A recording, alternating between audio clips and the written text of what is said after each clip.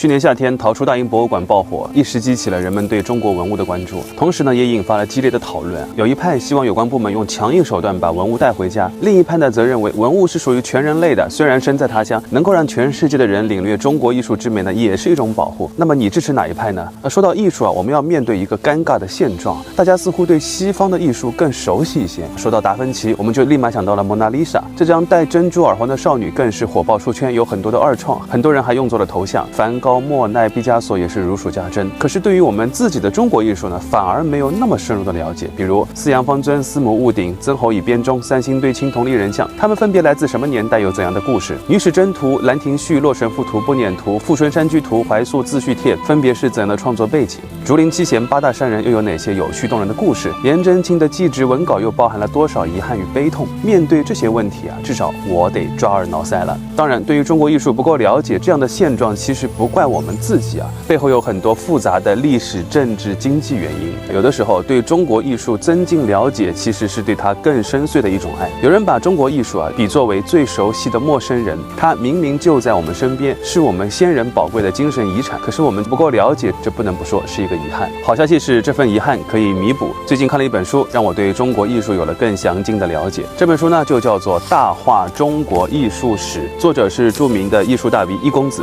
他用一场盛大的派对来描绘《兰亭集序》，用旅游指南的方式打开了《清明上河图》。他在秦岭兵马俑中看到了小人物的伟大，在夜宴图中看到了艺术版的碟中谍。他用全新的角度带我们重新认识李白、苏轼、唐伯虎、齐白石、徐悲鸿等等艺术名人。这本书语言轻松，有趣有料，一点都不枯燥，在不知不觉当中就沐浴在艺术的气息当中。有人通过这本书啊打开了艺术之窗，有人看完这本书后迫不及待想去博物馆，有人在书中看到了人性的光辉。这本书很有分量，有400多页，全彩印刷，还藏了许多高清的影印画，等待着你去探索。一本书就可以把博物馆带回家。书的定价是118，说实话并不便宜啊，但是链接当中打了对折，看得出熊猫读客君对全民普及艺术的诚意。王小波说，一个人只拥有此生此世是不够的，他还应该拥有诗意的世界。那什么是诗意的世界呢？当我们从现实中抽离，游走于山水画卷，徜徉于浓淡笔墨字里行间，我们活在当下，却跨越了时空，看见了无数的世界，拥有了不同的人生。这就是诗意的世界，这就是艺术的意义。准备好了吗？